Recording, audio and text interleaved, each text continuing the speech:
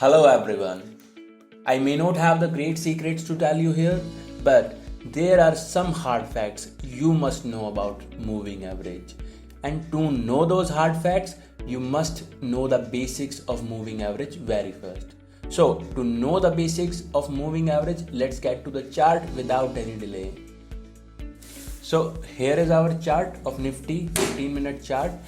To understand moving average, let's should apply moving average first. We go to indicators and apply our any type of indicators in any type of software. So here the name is average. So average of what? Average of price of periods. जो भी यहाँ पर number of period mention है, जैसे यहाँ पर number 10 mention है, number 10 की जगह हम कोई भी नंबर बदल सकते हैं. मैं एवरेज 21 नंबर कर देता हूँ. तो average of price of 21 periods. तो पीरियड क्या है? पीरियड डिपेंड करता है किस तरीके का चार्ट आपने ओपन किया हुआ है. काफ़ी तरह के चार्ट होते हैं. बार चार्ट होता है, कैंडलस्टिक चार्ट होता है. तो बार चार्ट पे one period will represent one bar and on candlestick chart one period represent one candlestick. तो मैं खुद कैंडलस्टिक चार्ट यूज़ करता हूँ, तो मैं कैंडलस्टिक चार्ट पे ही बात करता हूँ. तो what I said, one period will represent one candlestick. What does 3 period represent? 3 recent candlestick. इसी प्रकार से 21 period will represent 21 recent candles. तो यहाँ पर क्या होगा कि अगर मैं सिंपल एवरेज 21 पीरियड्स की लगाता हूँ तो उसमें क्या एवरेज काउंट होता आएगा? 21 रीसेंट कैंडल्स के प्राइस का एवरेज काउंट होके आएगा. तो मैं यहाँ पर क्या बोल रहा हूँ? प्राइस. तो कौन सा प्राइस? तो जिस भी तरीके का चार्ट होगा उस पर जिस भी तरीके की बॉडी होगी, जैसे बार चार्ट पे बार होगी, कैंडलस्टिक चार्ट पे कैंडलस्टिक होगी, तो हर बॉडी के 4 कंपोनेंट होंगे: ओपन, क्लोज, हाई, लो. 4 कंपोनेंट: ओपन, क्लोज, हाई, लो. तो आपकी इच्छा है कि आप कोई भी प्राइस ले सकते हैं. आप जहाँ जिस भी सॉफ्टवेयर में यूज़ कर रहे होंगे वहाँ पर आप इनपुट में जाएंगे, वहाँ पर आप चेंज कर सकते हैं. क्लोज चाहिए, ओपन चाहिए, हाई चाहिए, लो चाहिए. किसके प्राइस का कौन से प्राइस आप कंसिडर करना चाहते हो. बट क्या होता है, बाय डिफ़ॉल्ट और most of the traders close price को यूज़ करते हैं. इसके पीछे रीज़न क्या है? कोई भी बॉडी ओपन होती है, नीचे जाकर कोई भी लो लगाती है, ऊपर जाकर कोई भी हाई लगाती है और फिर इन द एंड क्लोज होती है. इन द एंड क्लोज होती है. क्लोज होने का मतलब है कि पूरी कैंडल ओपन होके ऊपर नीचे गई, but in the end settle कहाँ हुई, उस कैंडल का वेट कहाँ रहा इन द एंड. तो इसलिए हम सेटल्ड, जो कि क्लोज प्राइस होता है, उसको कंसिडर करते हैं. तो अब हम मूविंग एवरेज को अप्लाई कर देते हैं. उससे पहले हम इसका कलर को चेंज कर लेते हैं.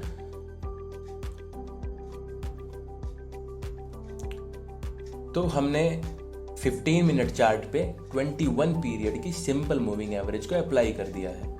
तो अब जैसे नाम सजेस्ट कर रहा है, मूविंग एवरेज, जो कि मूव करती जा रही है, जो कि मूव भी करेगी, चेंज भी करेगी. क्या होता है, जब भी कोई कैंडल क्लोज होती है, जब भी कोई कैंडल क्लोज होगी, उसके बाद इसमें 21 जो रीसेंट कैंडल का क्लोजिंग प्राइस होगा उसका एवरेज काउंट होगा. और जो भी एवरेज काउंट होगा, जैसे यहाँ पर एवरेज 15,029 रुपये 50 पैसे आया है, वो इस मूविंग एवरेज में की लाइन में लग जाएगा, आगे जुड़ जाएगा. इसी प्रकार जब कोई नई कैंडल क्लोज होगी तो जो अब रीसेंट 21 कैंडल्स हैं उनके प्राइस का एवरेज काउंट होगा, जो कि पिछले एवरेज से अलग होने वाला है. इसी प्रकार जो नया एवरेज आएगा वो चेंज्ड एवरेज है पिछली एवरेज से. तो इसी प्रकार वो एवरेज बदलती जाती है और जो भी नई एवरेज आती है वो इस पर्टिकुलर लाइन में जुड़ती जाती है. इसीलिए वो मूव हो रही है, मूविंग एवरेज है, मूविंग एंड चेंजिंग एवरेज. अब आपके 2 डाउट्स में क्लियर कर देता हूँ. पहला डाउट, अब आपने सुना होगा कि किसी ने कहा कि भाई मैंने 21 डेज मूविंग एवरेज लगाई, या आप 21 डेज मूविंग एवरेज लगाओ, पर मैं तो यहाँ पे 21 पीरियड मूविंग एवरेज की बात कर रहा हूँ. तो कंफ्यूज नहीं होना है, बस वो कहने का एक तरीका है. आप 21 पीरियड मूविंग एवरेज कहो या 21 डे मूविंग एवरेज कहो, मतलब सेम है. जिस भी चार्ट पर आप लगाओगे, जिस भी ड्यूरेशन के चार्ट पे लगाओगे, वहाँ की जो 21 रीसेंट बॉडीज होंगी उसको कंसिडर किया जाएगा. जैसे अगर आप 15 मिनट चार्ट पे लगाते हैं तो 21 रीसेंट 15 मिनट कैंडल्स का जो प्राइस होगा वो एवरेज निकालने के लिए कंसीडर होगा। इसी प्रकार अगर हम डेली चार्ट पे चले जाएंगे तो यहाँ पर 21 रीसेंट डेली कैंडल्स का प्राइस कंसीडर होगा एवरेज निकालने के लिए। तो ये भी आप कंफ्यूजन दूर कर दीजिए कि भाई आपने मूविंग एवरेज तो 21 पीरियड्स की लगाई, बट जब भी मैं टाइम फ्रेम चेंज करता हूँ कि भाई मैं 15 मिनट से 30 मिनट पे जाता हूँ, 30 मिनट से 1 आवर पे जाता हूँ, वो मूविंग एवरेज का प्राइस चेंज हो जाता है वो।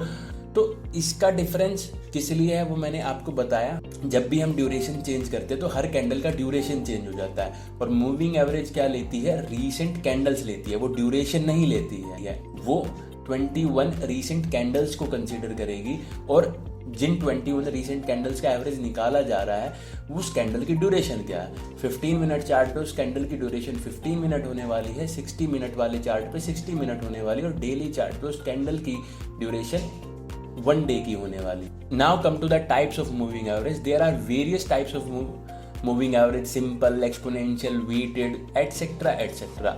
बट जो जनरली एंड कॉमनली यूज होती हैं वो 2 तरीके की मूविंग एवरेज यूज होती है। सिंपल मूविंग एवरेज जो हमने अप्लाई की हुई है, और दूसरी मूविंग एवरेज जो कि एक्सपोनेंशियल मूविंग एवरेज, जो कि हम अभी अप्लाई करेंगे। We go to average, we select simple की जगह पर एक्सपोनेंशियल एंड पीरियड सेम। हम इसमें पीरियड सेम लेंगे ताकि हम आपको डिफरेंस दिखा सकें कि सिंपल और एक्सपोनेंशियल के रिप्रेजेंटेशन में क्या डिफरेंस आता है। तो हम कलर भी चेंज कर लेते हैं, हम कलर को ग्रीन कर लेते हैं, और ये हमारी एक्सपोनेंशियल मूविंग एवरेज लग गई। देखो, इनका जो भी फॉर्मूला होता है सिस्टम अपने आप कैलकुलेट कर लेता है, अपने आप अप्लाई करेगा, आपको कुछ करने की ज़रूरत नहीं है। But you should know what is the actual difference, basic difference between those averages. और वो बेसिक डिफरेंस क्यों है, उसके लिए आपको फॉर्मूले का थोड़ा बहुत आइडिया होना चाहिए, क्योंकि वो एक चीज़ याद करने में अभी आगे काम आने वाला है। सिंपल मूविंग एवरेज में जब 21 रीसेंट पीरियड्स के प्राइस का एवरेज निकालेंगे, तो जो 21 पीरियड्स के प्राइसेस हमने लिए, तो जो सभी 21 प्राइसेस होंगे उनका जो वेटेज होगा वो बराबर लिया जाएगा, सभी का वेटेज बराबर लिया जाएगा एवरेज निकालने में। बट तो एक्सपोनेंशियल एवरेज में भी 21 रीसेंट कैंडल्स का ही प्राइस लिया जाएगा, बट डिफरेंस कहाँ आएगा, जो कि फर्स्ट रीसेंट कैंडल होगी उस प्राइस को वेटेज सबसे ज़्यादा दिया जाएगा, और जो सेकंड रीसेंट कैंडल होगी उसके प्राइस को वेटेज कम दिया जाएगा। उसी प्रकार जो 21st रीसेंट कैंडल होगी उसके प्राइस को वेटेज सबसे कम दिया जाएगा।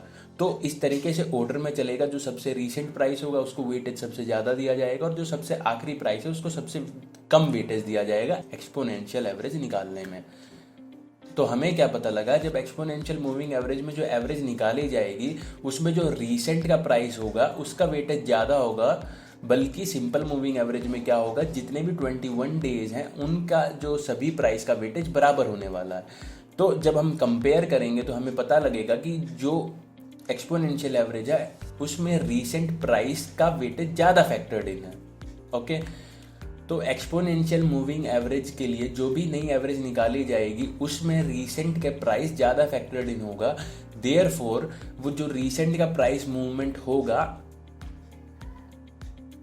उसके लिए जो एक्सपोनेंशियल मूविंग एवरेज होगी वो ज़्यादा सेंसिटिव होगी in comparison with simple moving average. इसका मतलब क्या है, सेंसिटिव होने का मतलब क्या है कि जब भी प्राइस मूव करने लगेगा किसी भी डायरेक्शन में, तो एक्सपोनेंशियल मूविंग एवरेज जिसमें कि रीसेंट के प्राइस ज़्यादा फैक्टर्ड इन है वो प्राइस के साथ पहले टर्न करने लगेगी in comparison with simple moving average. एक बार आप चार्ट पे देखें कैसे, उसके बाद मैं फिर से एक बार एक्सप्लेन करने की कोशिश करूँगा कि यहाँ पर प्राइस गैप अप हुआ और ये दोनों एवरेजेस ऊपर जा रही थी, simple moving average, exponential moving average. तो क्या हुआ, प्राइस यहाँ पे गिरने लगा। तो क्या हुआ, प्राइस यहाँ पर गिरने लगा। अब गिरने लगेगा मतलब क्या है कि प्राइस डाउन जाने लगा, कि कोई भी ऊपर वाली चीज़ जा रही थी और वो अब नीचे आने लगी, तो जो मूविंग एवरेज हम वो भी धीरे धीरे नीचे आएंगे। पर मैंने क्या कहा, कौन सी मूविंग एवरेज ज़्यादा सेंसिटिव होगी, जिस मूविंग एवरेज में रीसेंट के प्राइस का फैक्टर ज़्यादा होगा। रीसेंट के प्राइस का वेटेज किस में ज़्यादा है, एक्सपोनेंशियल मूविंग एवरेज में। तो आप देखेंगे कि जो एक्सपोनेंशियल मूविंग एवरेज है वो ज़्यादा टर्न ले गई, ज़्यादा जल्दी टर्न कर गई in comparison with simple moving average. यहाँ पर ये बात आपको बहुत क्लियर हो जानी चाहिए कि जिस भी मूविंग एवरेज में रीसेंट के प्राइस का वेटेज ज़्यादा होगा, रीसेंट का मतलब पास वाले प्राइस का वेटेज ज़्यादा होगा in comparison with other moving average, तो वो मूविंग एवरेज प्राइस के लिए ज़्यादा सेंसिटिव होगी, प्राइस के साथ ज़्यादा सेंसिटिव होने वाली है। अगर कोई भी आपको डाउट रहता है तो कमेंट सेक्शन में आप वो डाउट पूछ सकते हैं, मैं खुद उसका आंसर करने वाला हूँ। तो अब पॉइंट ये आता है कि आप अपनी ट्रेडिंग करने के लिए सिंपल मूविंग एवरेज चूज करें या एक्सपोनेंशियल मूविंग एवरेज यूज़ करें। मतलब ये तो कन्फ्यूजन हो गई कि कौन से वाली मूविंग एवरेज यूज़ करें। उसके लिए मैं आपको थोड़ा सा 2 मिनट लूँगा और एक अलग चीज़ डिफाइन करूँगा। एक चीज़ होती है लैगिंग, एक चीज़ होती है लीडिंग। लैगिंग क्या होती है? जो पीछे रह जाती है, जो लैग करती है। और लीडिंग क्या होती है? जो साथ साथ चलती है, आगे चलती है। लैगिंग इंडिकेटर क्या है? जो प्राइस के पीछे चलता है। इसी प्रकार कोई भी इंडिकेटर प्राइस से आगे तो नहीं चलेगा। तो जो यहाँ पर अगर हम डिफाइन करेंगे तो लीडिंग इंडिकेटर वो इंडिकेटर होगा जो प्राइस के साथ साथ चल रहा है। मूविंग एवरेज क्या है? लैगिंग इंडिकेटर है। तो आप सिंपल मूविंग एवरेज लगाएं या एक्सपोनेंशियल मूविंग एवरेज लगाएं, दोनों लैगिंग इंडिकेटर होने वाले हैं। बट आप अगर कंपैरिजन बेसिस पर देखें, कंपैरिजन बेसिस पे, तो आप देख रहे हैं कि simple moving average late react कर रही है, तो वो पीछे है किससे? एक्सपोनेंशियल मूविंग एवरेज के। तो simple moving average exponential moving average के कंपैरिजन में क्या हो गई?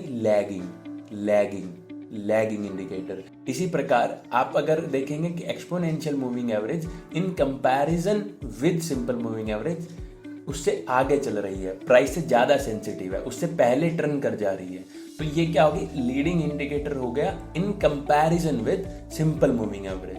तो यहाँ पे कंपैरिजन बेसिस पे एक इंडिकेटर लैगिंग है और एक इंडिकेटर लीडिंग है। लैगिंग इंडिकेटर में क्या होगा? सपोज मार्केट अप ट्रेंड में है, अब वो थोड़ा नीचे आती है फिर ऊपर आती है, थोड़ा नीचे आती है फिर ऊपर आती है, but lagging indicator late respond करता है। तो प्राइस जब बिल्कुल कंफर्म कर देगा कि भाई अब तो डाउन ट्रेंड शुरू ही हो गया, तो लैगिंग इंडिकेटर तब आपको इन्फॉर्म करेगा कि भाई सेल सिग्नल आपका जनरेट कर देगा। इसका डिसएडवांटेज ये होगा कि आप जब लेट एंट्री करने वाले हैं, क्लियर कंफर्मेशन पे एंट्री करने वाले हैं, तो हो सकता है आप मोस्ट ऑफ द मूवमेंट छोड़ चुके हों, आप काफ़ी लेट हो गए हों। अगर आपको इस डिसएडवांटेज से पार पाना है तो दूसरा इंडिकेटर जो लीडिंग इंडिकेटर है in comparison with simple moving average, वो क्या होगा? लीड करेगा, वो सिंपल मूविंग एवरेज से पहले रिएक्ट करके दिखाएगा, तो आपको पहले एंट्री करने का मौका मिल जाएगा, जिससे आप जो ज़्यादा मूवमेंट छोड़ चुके हैं वो नहीं छोड़ पाएंगे। बट इसका भी एक डिसएडवांटेज है। इसका डिसएडवांटेज ये है कि जल्दबाजी में आप ऐसा भी हो सकता है कि मार्केट आपको फॉल सिग्नल दे दे, और आप फॉल सिग्नल के शिकार हो जाएं। अब आपको फॉल सिग्नल से बचना है तो आपको लैगिंग इंडिकेटर पे जाना पड़ेगा। लैगिंग इंडिकेटर को मैं डिफाइन कर ही चुका हूँ। आपको जो एडवांटेज और डिसएडवांटेज अपने लिए ठीक लगे उस बेसिस पर आप चूज कीजिए कि आपको लैगिंग इंडिकेटर चूज करना है या लीडिंग इंडिकेटर चूज करना है। मैं इंट्राडे ट्रेडर हूँ और सेमी पोजिशनल ट्रेडर हूँ, तो मेरे को इमीडिएट मूव्स की रिक्वायरमेंट होती है, तो मैं leading indicator in comparison with simple moving average है उसको चूज करूँगा, जो कि एक्सपोनेंशियल मूविंग एवरेज है। तो मैं आपको यहाँ पे सिंपल मूविंग एवरेज को रिमूव कर देता हूँ और हमारे पास रह गई सिर्फ एक्सपोनेंशियल मूविंग एवरेज। चलिए अब बात करते हैं कि मूविंग एवरेज को ट्रेडर्स कैसे यूज़ करते हैं या कैसे यूज़ करना बताते हैं। तो सबसे पहली टाइप है डायनेमिक हर्डल। मूविंग एवरेज जो है उसे एक डायनेमिक हर्डल के तौर पे कंसीडर किया जाता है। डायनेमिक क्या है? जो कि फिक्स नहीं है। अब आप देखेंगे कि मूविंग एवरेज ऊपर जा रही है, नीचे जा रही है, तो डायनेमिक है, बदल रही है। बट अगर आप कोई हॉरिजॉन्टल लाइन वगैरह लगाएंगे तो आप देखेंगे वो फिक्स है, बल्कि मूविंग एवरेज डायनेमिक है। डायनेमिक हर्डल, डायनेमिक जो फिक्स नहीं है। हर्डल मीन्स जहाँ पर भी प्राइस जाके रजिस्ट करेगा। अब आपने देखा होगा कि काफ़ी सपोर्ट रेजिस्टेंस की बात होती है। सपोर्ट रेजिस्टेंस कुछ भी नहीं है, सिर्फ हर्डल्स को नाम दिया गया है। अब ये डिफर करता है कि प्राइस किस तरफ से हर्डल को अप्रोच कर रहा है। अगर प्राइस गिर रहा है और कोई नीचे हर्डल है उसे अप्रोच कर रहा है, तो जो नीचे हर्डल है उसको सपोर्ट का नाम दिया जाएगा। और इसी प्रकार कोई भी प्राइस नीचे है और राइज कर रहा है और कोई ऊपर हर्डल है उसको अप्रोच कर रहा है, तो जो ऊपर हर्डल है उसको रेजिस्टेंस का नाम दिया जाएगा। तो एक बार मैं इसको चार्ट पे आपको दिखा देता हूँ कि भाई प्राइस ऊपर है इस मूविंग एवरेज के, तो जब प्राइस इसको अप्रोच कर रहा है मूविंग एवरेज को, तो ये सपोर्ट की तरह एक्ट करेगा कि भाई सपोर्ट से या तो प्राइस रिवर्स कर जाएगा या सपोर्ट तोड़ के प्राइस गिर जाएगा। इसी तरीके से जो ये डायनेमिक हर्डल है ये प्राइस के ऊपर है और प्राइस नीचे से इसे अप्रोच कर रहा है, तो इसको रेजिस्टेंस माना जाएगा कि भाई इसके नीचे यहाँ से प्राइस रिवर्स हो जाएगा या इसको तोड़कर प्राइस ऊपर चला जाएगा। Simple definition of support resistance. अब बात करते हैं कि ट्रेडर्स इसको कैसे इस्तेमाल करते हैं, कैसे डिफाइन करते हैं। अगर प्राइस इस हर्डल को ब्रीच करके ऊपर जाता है तो ये बाय सिग्नल है। इसी तरीके से जब प्राइस इस हर्डल को ब्रेक करके नीचे की ओर निकलेगा तो वो सेल सिग्नल है और प्राइस वीक मोड में है। तो हम एक बार थोड़ा एग्जांपल देख लेते हैं कि भाई जैसे प्राइस यहाँ पर था, प्राइस ने ब्रीच किया तो उसके बाद इसके बिलो हमें सेल करना है क्योंकि सेल सिग्नल हमें मिल गया है। इसी प्रकार जब प्राइस ऊपर की तरफ आएगा, प्राइस ऐसे नीचे चलता रहा, प्राइस जब इसको ऊपर की तरफ ब्रीच करेगा तो बाय सिग्नल है, हमें बाय करना है। तो 2012 में मैं मार्केट में आया था तो मैंने काफ़ी चीज़ें ट्राई की, तो उसमें से एक मूविंग एवरेज भी थी। तो मूविंग एवरेज को जब मैं ट्राई कर रहा था तो मैं किस तरीके से step by step moving average पे बढ़ रहा था, मैं वो आपको उसी तरीके से एक्सप्लेन कर रहा हूँ। काफ़ी कुछ मैं एक्सप्लेन कर चुका हूँ। इस वीडियो को एंड तक देखें क्योंकि हार्ड फैक्ट्स मैंने एंड में ही बताए गए हैं। सबसे पहले तो मैं वही बता रहा हूँ जो मुझे मिला, स्टेप बाय स्टेप आपको कैसे कोई चीज़ अगर सीखोगे तो कैसे सीखनी चाहिए। तो हमने देखा कि भाई इसके ऊपर इजी बाय है, इसके नीचे इजी सेल है। बट क्या होता है जब भी आपको किसी वीडियो में, किसी कंटेंट में, किसी इंटरनेट पे या कि कोई ट्यूटर बता रहा होता है तो in the most of the cases आपको पॉजिटिव्स दिखाया जाता है, आपको वहीं लेकर जाया जाएगा जहां पर ये सक्सीड हो रहा होगा। मूविंग एवरेज सक्सीड कहाँ होती है? ट्रेंडिंग मार्केट में। तो आपको कहीं भी लेकर जाया जाएगा जहां पर मार्केट ट्रेंड कर रही होगी। इसी प्रकार आपको भाई यहाँ पर लिया जाएगा कि अगर आप यहाँ पर सेल करते और इसको होल्ड करते, प्रॉफिट को राइड करते तो बहुत प्रॉफिट आपको मिल जाता। बट जब आप इसको एज अ ट्रेडर अप्लाई करने लगेंगे तो आप देखेंगे कि भाई ये एक बार प्राइस ऊपर चला जाता है, एक बार नीचे चला जाता है, एक बार फिर नीचे, फिर ऊपर, फिर नीचे, फिर ऊपर। तो मूविंग एवरेज के ऊपर भी जा रहा है, नीचे भी जा रहा है, तो वहाँ पर बहुत सारी कंफ्यूजन है। तो आप क्या करते रहेंगे? Double buy double sell, double buy double sell. तो यहाँ पर दो तरीके के ट्रेडर डाइवर्सिफाई हो जाएंगे कि जो एक मूविंग एवरेज को ड्रॉप कर देंगे कि मूविंग एवरेज काम की नहीं है, ये तो बेवकूफ़ बनाया जा रहा है। तो फिर बट जो दूसरी पहली कैटेगरी वाले लोग होंगे वो सोचेंगे थोड़ा और रिसर्च करते हैं। तो जब हम और रिसर्च करेंगे या और जानेंगे तो एक सेकंड स्ट्रैटेजी आपके सामने आएगी। वो स्ट्रैटेजी होगी क्रॉसओवर वाली। क्रॉसओवर के लिए सबसे पहले हमें एक से ज़्यादा मूविंग एवरेज चाहिए होती है। तो हम एक से ज़्यादा मूविंग एवरेज लगा लेते हैं। सबसे पहले एक्सपोनेंशियल में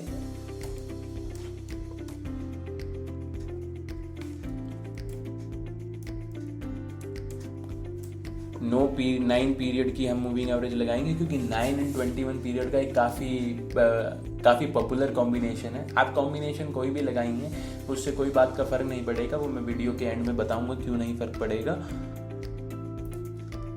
हम कलर चेंज कर लेते हैं, हम येलो कलर रख लेते हैं 9 पीरियड मूविंग एवरेज का। तो यहाँ पर हमने मूविंग एवरेज लगा दी।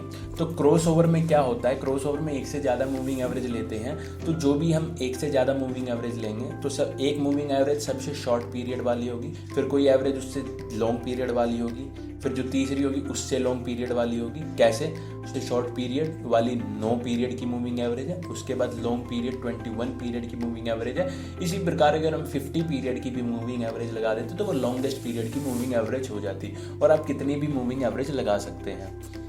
तो जब एक से ज़्यादा मूविंग एवरेज लगा लेते हैं तो उसके बाद क्रॉसओवर का मतलब क्या होता है? जो कम पीरियड वाली मूविंग एवरेज है, जो कि यहाँ पर 9 पीरियड वाली मूविंग एवरेज है, वो लॉन्ग पीरियड वाली मूविंग एवरेज को नीचे से आते हुए क्रॉस करके ऊपर निकल जाए।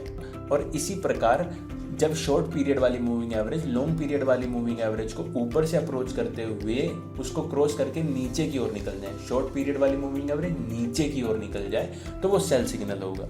तो इसका मतलब क्या है? जिस भी तरफ शॉर्ट पीरियड वाली मूविंग एवरेज क्रॉस करके निकल रही है, जिस तरफ निकल रही है उस तरफ का सिग्नल होगा। अब आपको एक चीज़ और क्लियर कर देता हूँ। अब ऐसा होगा कि आपने काफ़ी पीरियड्स की मूविंग एवरेज लगा ली बट आप कलर्स याद नहीं कर पा रहे हैं, आप उनको क्लासीफाई नहीं कर पा रहे हैं कि 9 की कौन सी है, 21 की कौन सी, 50 की कौन सी है। ये किसी और ने आपको चार्ट दिखाया, उसने अपने हिसाब से अपनी मूविंग एवरेज के कलर लगा रखे हैं बट आप नहीं पकड़ पा रहे हैं। तो इसको चार्ट पे आइडेंटिफाई करने का एक बहुत ही आसान तरीका है।